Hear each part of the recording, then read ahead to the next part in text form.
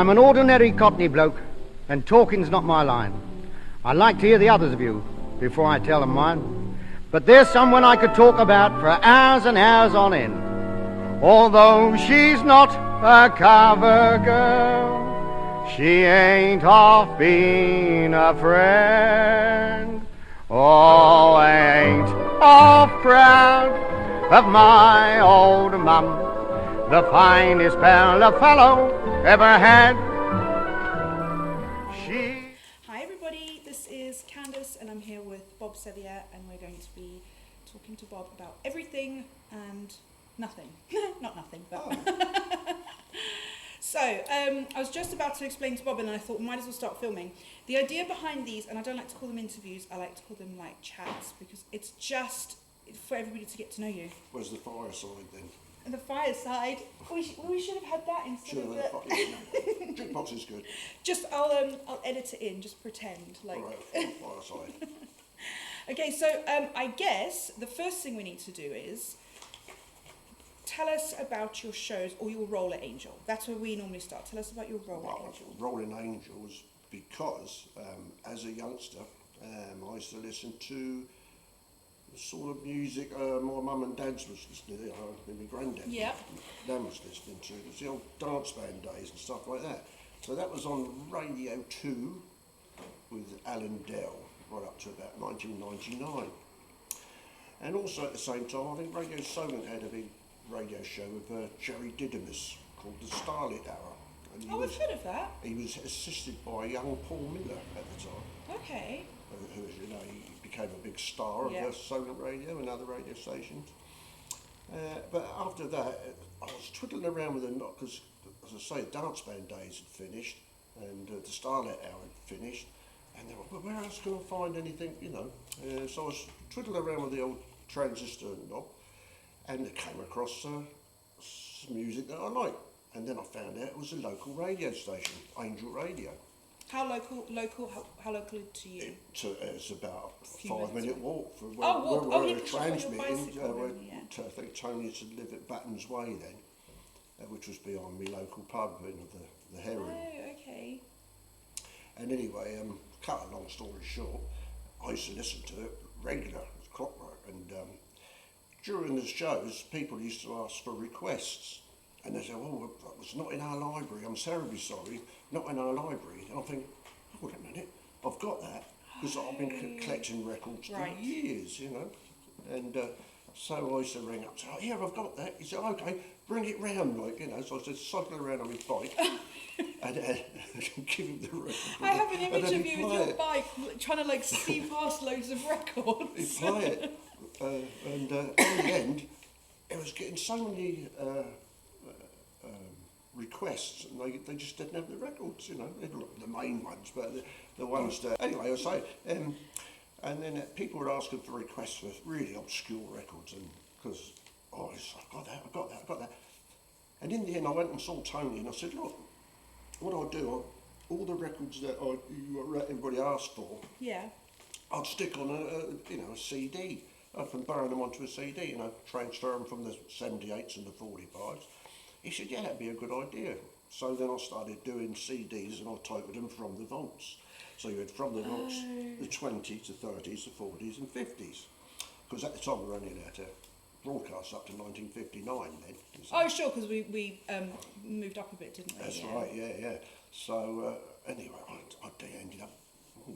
in fact, you can see them all in the library now, all my CDs. Oh, I have to go and have a look. I'll tell you what, after this I'm going to take some pictures and put the pictures up. And I used to listen to the radio shows and I go, oh, and I think Big Cole used to go, oh, Bob's got some new ones here, he said, you know, and he used to play the records and I used to think, oh, great, you know, and I listened to so cool. my stuff on the radio. And then, well, so I was doing that for years. And then one day Tony said, why don't you do your own show? You know, you've got so many records. Yeah. Why don't you do your own show? I said, well, I couldn't do that because I was working still then. Okay. Now retired. Anyway, and so I started doing that, and that was about, I can't remember now, when was it? Oh yeah, 2010.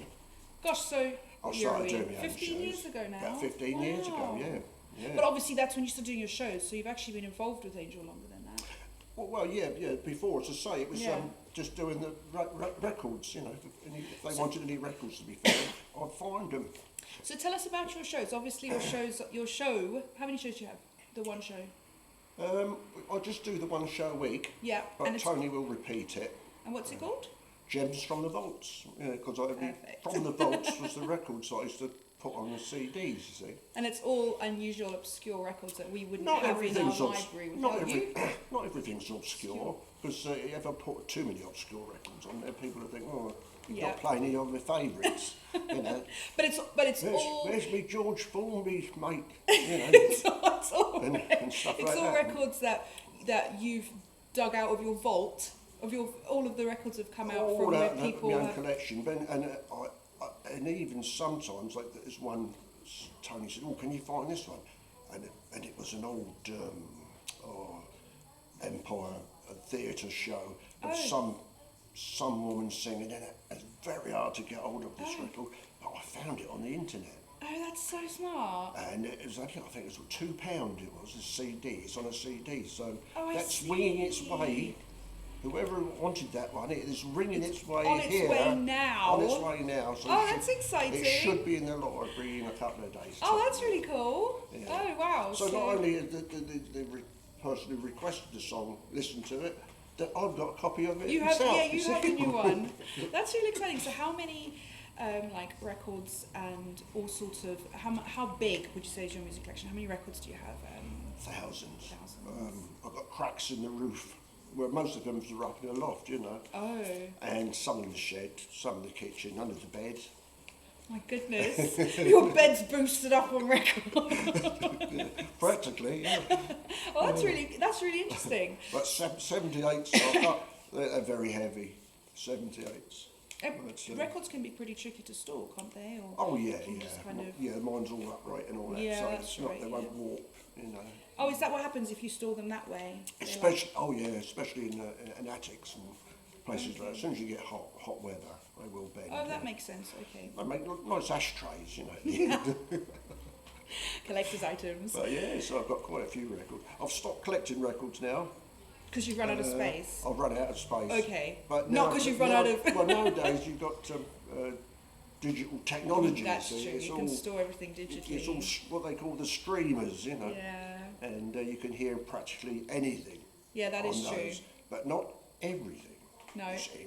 That's where That's Angel why you Radio need them, comes in. and that's why you need Bob Sevier's You'll- show. You'll probably hear songs not even heard of. Yeah, that's true. And in fact, they're not even recorded yet, you see. I technically no. I still now when I do my show I still hear songs that I think I've not heard that one before. Do you still come across a lot of any songs that you think I've not heard that before? Oh yeah, it's like Yeah. Vic's show. He said that's new to me. Yes, and that's yeah. that's the art of it. You always come across a record, you think, wow, I've never heard of it. Never heard of it. And Or I've it's- heard and the it's song, but brilliant. I've not heard the artist do the that artist song. singing. Yeah, that's what I try and do, Yeah. you know, because I try and find someone else who's singing it, Mm. you know. But what was the? Oh, I'm trying to think of one. Oh yes, who was it? My Fair Lady was one of them. With a little bit of luck. Oh, okay. Now, in the film, see, Stanley Holloway sang it. And I thought, well, no one else could have done it. But yes, they did. It was, who was it? Max Miller, of all people. Oh, really?